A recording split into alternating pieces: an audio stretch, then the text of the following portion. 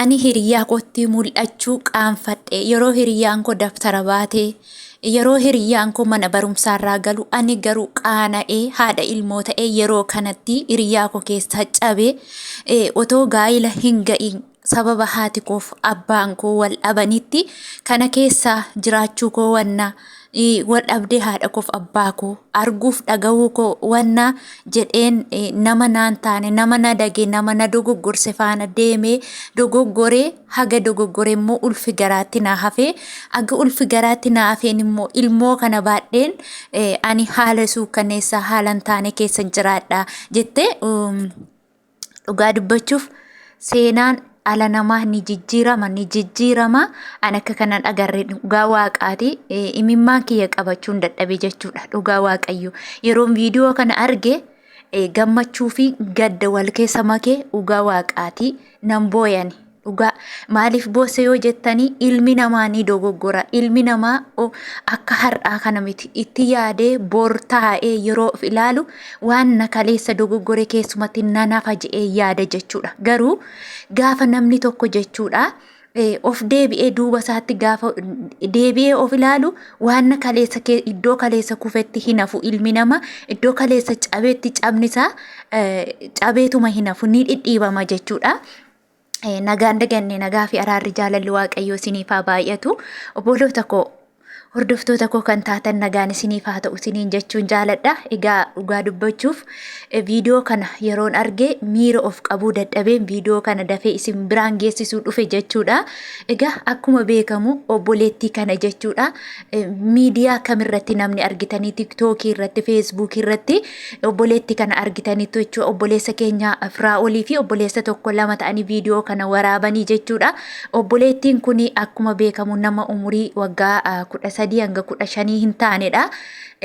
Akkuma beekamu haati koo fi abbaan koo wal dhabanii sababa haati koo fi abbaan koo halkaniif guyyaa war nyaata war reebanii wal lolanii gurri koo dhagahuu dadhabee yaadni koo yaada ijoollummaati kana keessaa yoon ba'ee kan jedhu si jaalladhanaan jedhee dhiirri na habaabbalee ishi na jaallateera jedheen gurbaa kana faanan ba'ee silaa gurri koo kana taa'een dhagahiini jedheetaniin gaafan isa faana ba'uuf erga fuudhee na ulfeesse mana kiraa keessatti nagateetiin badee sababa kanaan garaa kootti naafe gaafa garaa kootti naafe immoo akka godhu gaafan dhabuu deebi'ee haadhuma koo duraa sanatti deebi'ee jettee jechuudha.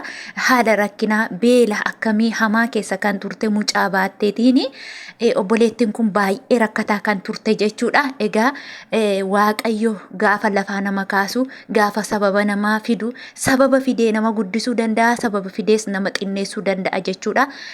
Harki waaqayyo karaa hundumaan bal'aadha jechuudha. Waan isaaf dadhabamu tokkollee hin jiru.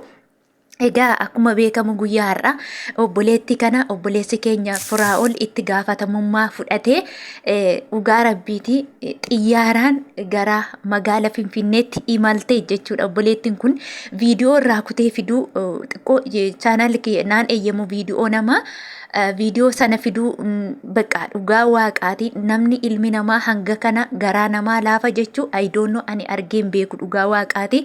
Akkaataa obboleettiin kun beezaa jedhamtu obboleettiin beezaa jedhamtu kuni amaanaadha. Amaanaan kun amaanaa waaqayyoo biraa natti kennamedha. Amaanaan kun amaanaa obbolummaa natti kennamedha.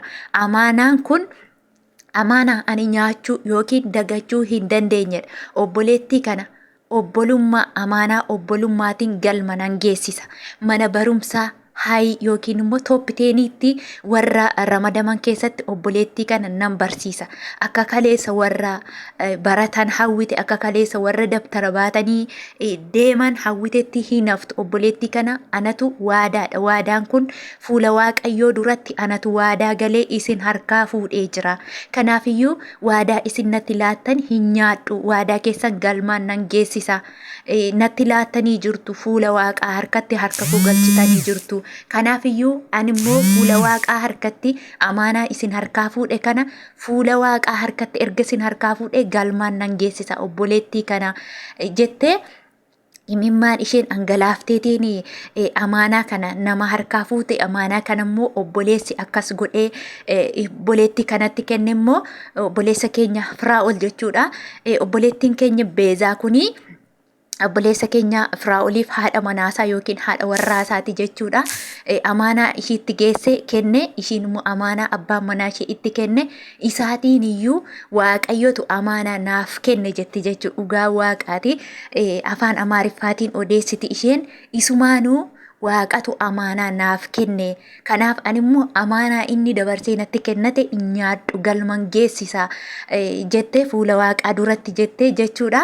Imimmaan ishee akkaataa isheen itti angalaaftee obboleettii kana har'umayyuu jechuudha. Har'umayyuu dhugaa waaqaati mana nyaata bashannansiistee haala kanaan xayyaara keessa obboleettiin kun gaafa cabde gaafa umurii ishee malee da'umsi itti dhufe gaafa umurii ishee malee hamileen ishee cabee har'a nama makiinaa miti motorsaayikilii aanillee bakka tokko gaa jettee hin yaadne ture jechuudha.